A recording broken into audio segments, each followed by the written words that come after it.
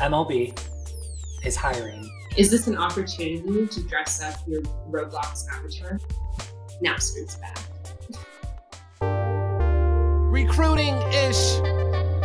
Web3. World-class podcast. Let's get it, let's go. The topics of discussion you cannot get from another. Opportunities in Web3, we got you covered. Metaintro, been dope. Gotta thank you for the love and support that you give it, keep it coming. We going up in jet speeds, interviews with the crews, making moves, let's see. It's a brand new world of NFTs. Join in recruitingish podcast, yes please. Join in recruitingish podcast, yes please. We are recording. So welcome to the very first episode of Recruitingish, Season 1, Episode 1. This is very exciting. It is. So I'm Lacey K, which most people online know me by, and we have... I'm Alex C, notably on LinkedIn, Crypto Carter, or I'm now announcing Twitter, Satoshi CPA. So I'm coming out of stealth on the Twitter, letting people know. Is it now not really stealth now that we know?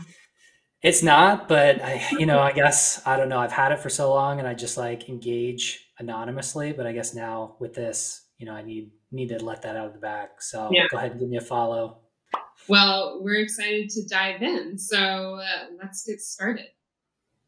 So today we're going to be covering 3 headlines within the recruiting industry within Web3 that has caught our eye, made big splashes in terms of being on crypto news. And I guess, Alex, you want to start with the first one? Yeah. So, MLB is hiring a licensing manager for digital games, NFT, and the metaverse. Mm-hmm. What do you think about that? Well, this also comes off of MLB did something with So Rare. That's how you pronounce it, right? So Rare. So. A few times. I remember seeing the collection drop maybe late summer or like around that time. But that was also off the cusp of the MLS doing something. Like all of the teams are moving into the Web3 space. Like I think at this point you can't be a professional team without having a Web3 division, right? Everybody's moving. Do you think it's like a cash grab, or you think people are actually focused on like the utility and the community aspects of like actually building some of these things? Market pressure. There's a little bit of that. FOMO? I don't know. It's like you hear about it, you're like, that sounds cool, right? But like, what are you going to do? Is it tickets? Yeah. Is it memorabilia? Is this just, JPEGs? Like, what is it? Is this an opportunity to dress up your Roblox avatar? These are real questions. Will I be able to go into Decentraland and or Roblox does the parties, right? And do like yeah. I went to a sandbox. Yeah. I went to a Roblox Vans world once, and that was pretty cool. That was in the metaverse? In the metaverse. That's probably one of the things I've done. I just picture like an entire MLB stadium with like the MetaQuest headsets on, and like they're not even watching the game. They're just like in the metaverse when they could be like watching in real life, like that dystopian world. Your avatar wants to play baseball too. So, the funniest thing with this, like we'll put this up, but if you look at where they're posting for this to find somebody, ZipRecruiter, Glassdoor, and Indeed. Oh, no way. Yeah. So I just like, I don't know. I feel like if you're truly into NFTs in the metaverse, you're not implying on Indeed. Like, I don't know if that is where you're going to find that person. I didn't even know could be wrong. It was around. So I don't know. And it's also, they're looking for someone with like 5 to 7 years of experience in licensing for like professional sports teams and NFTs. And it's like, I don't know if that's even been around for 7 years for someone to have that experience. They're looking for Satoshi at this point. Like that's the requirement to have on your resume. I don't know. I'm sure they're going to find somebody, right? Like a legacy name like the MLB. That's like a dream job if you're like a sports fan and a crypto nerd. Like this is totally what you should be doing. It is a good job. I'm trying to think who else I've seen lately in the sports world that's hiring for a Web3 position. MLB was the latest. DraftKings, I mean, that's adjacent. Yep. And they have a whole Web3 division that they've been hiring for, and not technical positions, all non-technical. So maybe they're approaching non-technical first to help them figure out what technical positions to hire for. I would love to see that conversation with their executive team. Like, we're getting into the metaverse and everybody's like, what the hell are you talking about?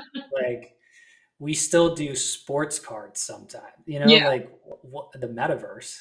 Oh my gosh. Well, excited to see who they hire for that. Yeah, we'll see. I'm sure this will be a notable hire they pick from somewhere good. So if you're searching, go apply. If it's your dream job, now's your chance.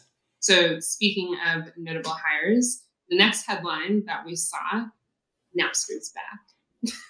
I thought Napster was fucking dead. Yeah. Where have they been for the past, I don't know, 10, 20 years? They've been hibernating. Apparently. I didn't know people still used Napster for anything at this point.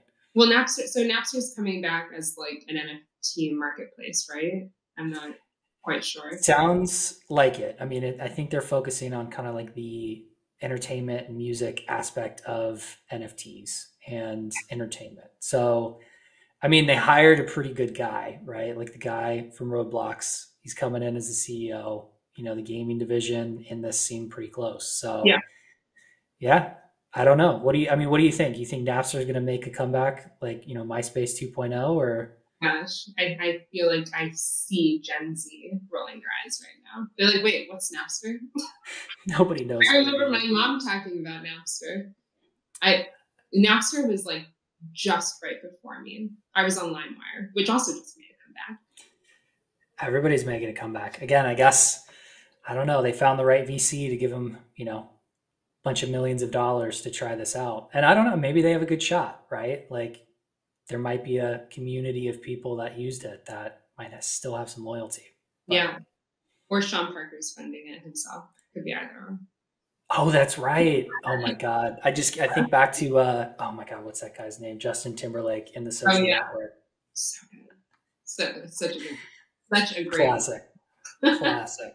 Yeah, because I know Airtime, which is his new venture, which is a social network, has made moves into the Web3 space. So, but they're not, I don't know if they're tied together anymore.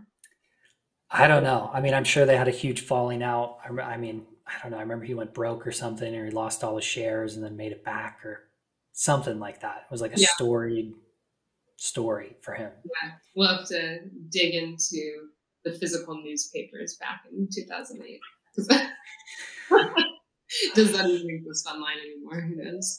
Who knows? For real. Who knows? Right. So into the next story of speaking about who knows. Former Celsius exec joins JP Morgan as the director of crypto regulatory policy. This was interesting because you sent me this headline right after I just had read, I think it was CoinDesk put out an article that said, the SEC, the US government's looking into what the ethics should be of this revolving door of US policymakers making their way into crypto. And within that article, they said that they were estimated that 200 lawmakers or, people out there in the government have made that transition, which is a big number. I mean, given that it's crypto. So is the US government in a way running the crypto industry? You hear these conspiracy theories, right? I mean, this is the same thing that's gone on in Wall Street and banking for 100 years. It's you do the route, you go back and forth, you wonder how much influence you can bring as you get to either one of those places. And for crypto, especially, you see these moves and you're like, all right, where do you draw the line? Is there a conflict of interest? What are they pushing, on either side? So yeah, this one, especially because of where he came from in Celsius, going to JP Morgan of all places. I don't know. What do you think? Jamie Dimon approved of this? You think he signed off on this offer letter, or there's no way, because isn't Jamie Dimon like famously known for being anti-crypto? I mean, this is a weird merge.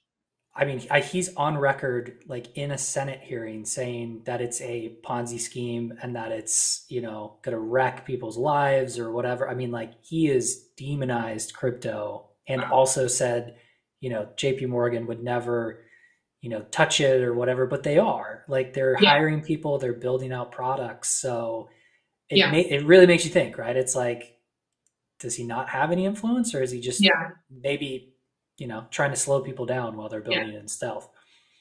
Who knows? And, you know, I feel like JP Morgan has been building out at least their blockchain arm for a few years. Like this isn't new, but maybe titling it crypto is what's becoming the issue.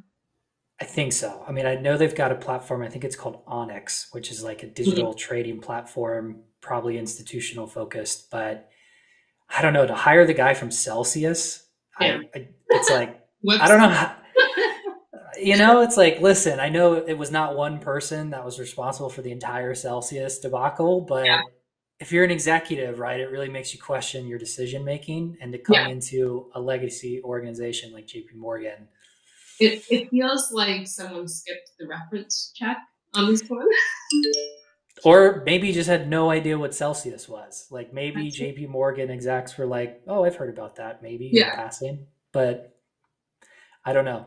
It's another crazy move in hiring, especially in the executive teams. Like within the past 3 months, there's been moves out and in, and I don't know. Do they know something we don't know? Is something happening? Yeah. We'll see. We'll see. Well, those were our 3 headlines. Really solid ones to start off with. But I think this first episode, we need to kind of clarify as to why we're here. Who are you? Why am I on a podcast with you? I think the worst question that you can ask in an interview, but unfortunately we have to ask it here, is, so tell me about yourself. Tell me about yourself. Listen, that's actually not the worst question. The worst question is like, go around the room and tell me your favorite color and, you know, an interesting fact about yourself. Tell me about yourselves a little bit. Let's start with that. An interesting fact? Oof, I don't know. I got 3 dogs, you know, is that interesting? Maybe not. Probably not. But no, I mean, I'm a recruiter. I mean, broadly, I've done agency recruiting for really every industry. I, funny enough, fell into recruiting and, you know, was recruiting for construction people to start. So I like to say I started in construction and now I'm in crypto, and I've kind of recruited for tech and non-tech in between. I've been recruiting in crypto now for, actually it was a year last week. So most notably previously with Coinbase, currently with a digital asset company as well that focuses on both crypto and traditional assets and retirement. And yeah, I met you, I think through LinkedIn, right? Yeah. So we kind of cold connected, and now we're on a podcast. So the power of the network. Yeah. Well, so for context, my name is Lacey, co-founder of Metaintro, which is a resume wallet for Web3, and backgrounds in recruiting. I'm a startup founder / recruiter / intern on some days. It depends who you ask. But over the planning of the roadmap of launching our product, somebody along the way said, we need a podcast. And it needs to be obviously recruiting, Web3, something focused, but let's make it a little bit more fun. And this was somebody brought that up to me maybe a few weeks after we had initially connected. And I was like, okay, I'm going to put it into my back pocket. Other things happened. We have our roadmap, we have things we're working on. And then one day I called Alex and I was like, so hear me out.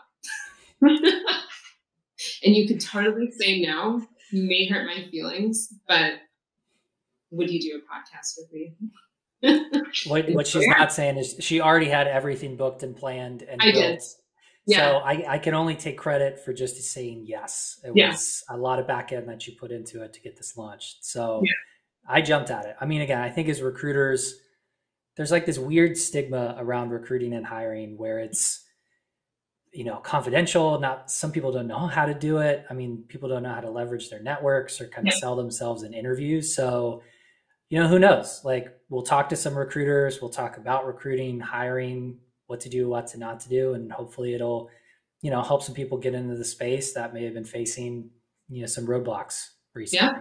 Well, I'm excited for this upcoming season where we have some cool, exciting guests lined up, both from native Web3 companies that are actively hiring and looking for their next rockstar candidate.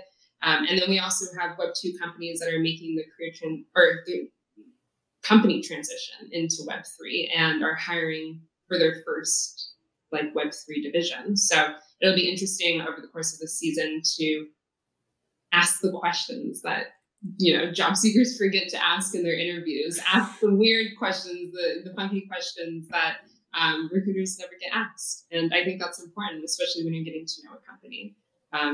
And why not? The worst they can say is next question. I'm curious. Some recruiters, right? They're super open. Some might be a little closed. So we'll try to get some hot takes and see what they say about some industry trends too. So speaking of hot takes, we have some questions that we should answer here. So somebody on our staff put together a list of fun questions that Alex and I will answer right here, right now, and it'll give you a taste of the questions that will be asked over the season. And as you're listening to this, you'll have an opportunity on our Discord to ask questions that we'll ask in the podcast to the recruiters. And also, because we are millennials, I think you're a millennial, right? You don't have I'm in there. Let the chat decide. How old do you think I am? Yeah, he knows Napster. That's clear. So that's very true. That is, yeah. So the other way is you'll be able to send in a voicemail. Is that how we should title it?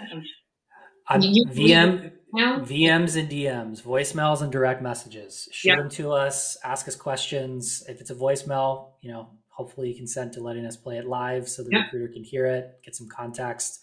Yeah, and don't be scared. I mean, ask some tough questions, right? Like, we want to give some transparency to something that hasn't had it for a while. All right. Transparency. Here we go. All right. So tell me, have you ever caught a candidate lying about their experience? I have. So looking for Solidity engineers, which is already like a crazy tough search, especially right now. Like, there's a handful of people. So when you see a stellar resume as a recruiter, you're like, immediately, let's get this person on a call. Got it scheduled, all communication through email. So thought everything was good. Hopped on Zoom chat, have my camera on. They start with it off and they're kind of talking. And I'm like, let's turn your camera on. Let's kind of chat. And you just see them in like this cubicle, right? And you're like, this looks a little bit weird. Like, I don't know why you would take this at work. And I don't think you have a cubicle at home. So like, where are you? Talk to them. They're like going through this reading of their background. And it's just so scripted. It's like every single word has been written and they're looking down and they're just reading the story about this, Solidity developer. And then on top of that, like, you can hear in the background, like, other people doing interviews. And I'm like, there's no way. Like, this guy is in like a room with other people, like, trying to get these remote jobs. And like, if you grilled him on anything, he would just like go to the next thing. Like, hey, tell me about a project in crypto you follow. What are you, a part of a community? Oh, I do Solidity. So, Ethereum. And it's like, what? So I was like, I don't think this is the right role, and just like hung up. So, I mean, like, hopefully it was fake. I mean, if it wasn't, like, it was just a really bad interview and maybe that's on me. But yeah, I mean, you hear these stories about like fake developers that get these remote jobs and then they don't really work and they might, have 10 jobs at once. So I'm guessing that's probably what it was. That's pretty bad. I had a founder that I was speaking to, I think over the summer, and he was telling me about a similar experience of hiring somebody that, well, he was going through the interview process. This individual was a developer that was referred by an investor. Oh no. Yeah. So they were like, we had to talk to him. Yeah. Like you're like, okay, I guess I don't even need to look at his resume. Like I need to interview him. And they ended up hiring him. And he took whatever the first paycheck, second paycheck, and didn't do anything. And they ended up firing him because, like, he obviously couldn't do the work because he was scamming them. But that was definitely on the founder for not doing their diligence. That sucks. Yeah, rock in a hard place, right? You're like, I thought I was doing something right for my investors, but now I'm also out of pocket for this money, and I have to go back to market. I wonder if the investor ever found out. Did he go back and try to? I hope he did. Hope. Or if they did, yeah, because I would hate for that investor to be circulating that candidate. Yeah, you wonder, right? Like, how many jobs did this guy like seal the deal on, right? Like, he was working for 12 startups at once. Oh my gosh! Wow, scammers are getting good. That's a fact. Plain Web3. Well, remote too. It's like, with remote, anybody can hop on and read off a script, or like even, like I've interviewed and I've had my resume and the company website up. Like, it's taking a big chance, right? It's like really hard to vet if that person actually knows it or if they're kind of like acting almost. Yeah, absolutely. Well, okay. So speaking of being a recruiter, have you always wanted to be a recruiter? Definitely not. Definitely not. My younger self, I don't know. I always think about that. I'm like, if my younger self saw me as a recruiter, like, I don't think they would not be proud, but they would have thought like Formula One race car driver, maybe a baseball player, I don't know, Leonardo DiCaprio's best friend. All of those things I could still do, but I just love recruiting so much that I choose not to. But I fell into it. I got an internship in college, and HR and recruiting was something that was always looking for people that had no experience and that were kind of hungry. So I don't know. It was one of those things where you do it for a while and then, it's got some ups and downs, but you get to talk to cool people all day and like find them jobs. People come to you for advice, which is cool. And then on top of that, like as a recruiter, you learn how to interview and how to land cool places. So like, you get to kind of put your work in action for yourself, which is kind of cool. Yeah. Yeah. I just never thought of that as a recruiter, you're probably really good at interviewing.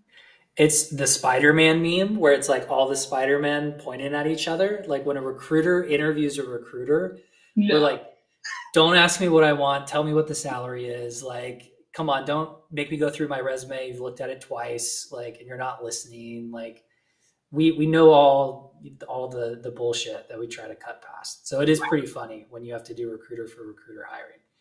Okay, so if you were to give advice to somebody that's looking to be a recruiter, what would that advice be? You can give me like a top bullet point. You could say run. Well, I'm a big fan of non-tech. I mean, I do tech or blended tech, which is like product or design sometimes could be technical. Tech for me was just really dry. I mean, like it's just, what you know from coding languages. Sometimes the interviews aren't very conversational. It's kind of, just checking the boxes. So like the non-tech side is a lot more fun. And if you're conversational and kind of creative, like non-tech's probably for you. But I don't know. I mean, recruiting is a good way to get into a lot of places. Like if you start in recruiting, you could get into HR, or you could move into like programs and technology for hiring and, systems and stuff like that. So it really gives you kind of the ground floor skills that you can take a lot of places. And I mean, I've met recruiters that started as recruiters and then they get into like real estate or, these auxiliary stuff, because you do learn how to talk to people and like connect with people. And that's a skill set that can apply anywhere. So I say, give it a shot. Like, it's one of those things where they'll train you, they'll get you up to speed, and like, you'll learn a lot of good skills. And if not, you can get into something else pretty quick because you'll know how to do that. But how do you become a recruiter for Web3? Because that's the types of questions you ask are probably a little bit different. What you're looking for might be a tiny bit different. The foundation of how you recruit is still the same. It's just what you're recruiting for is a little bit different.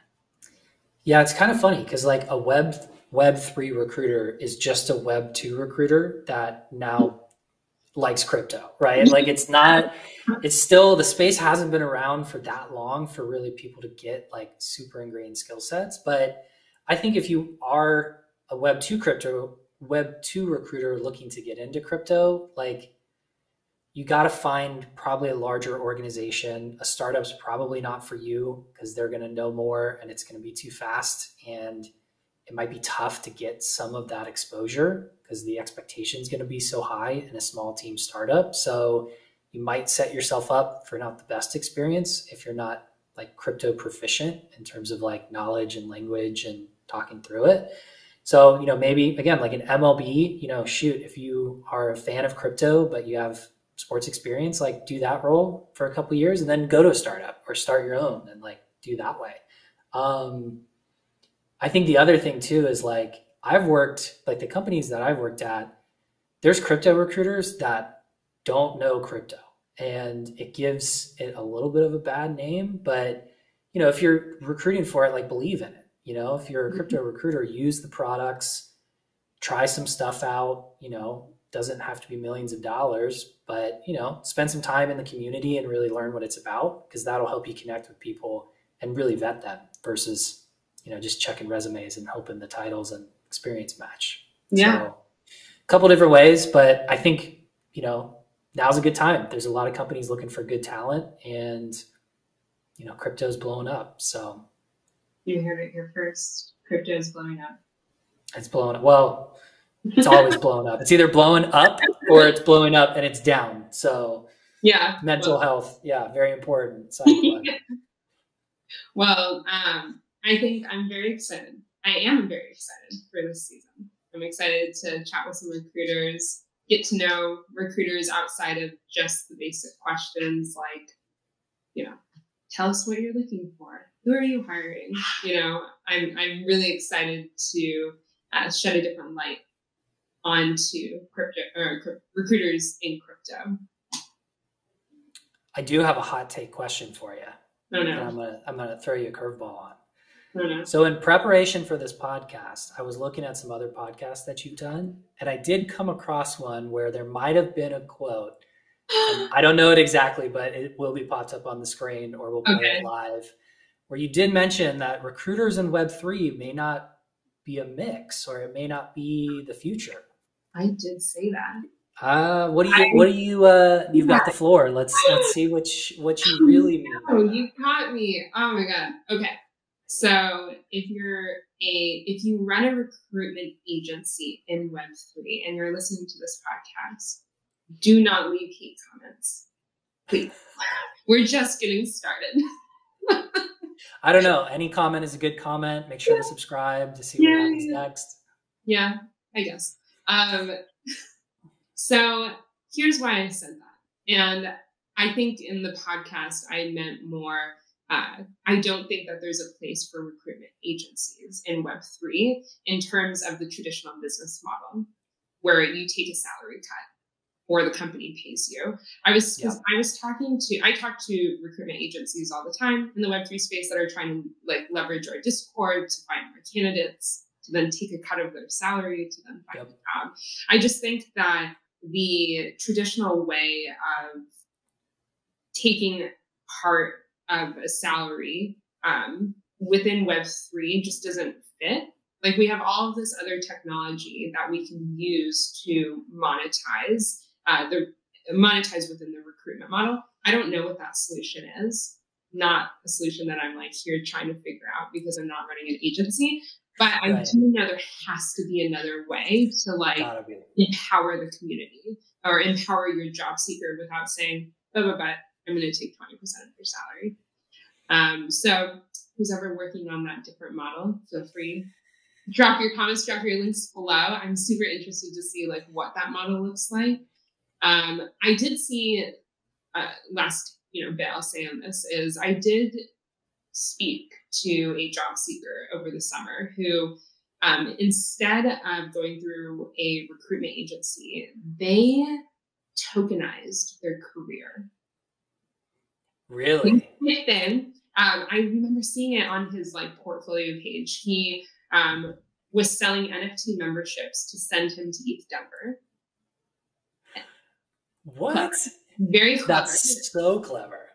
And then he was tokenizing his career, meaning he was essentially sending kickbacks on his terms to anybody that referred him to a job, which would then be in some way tied to this token.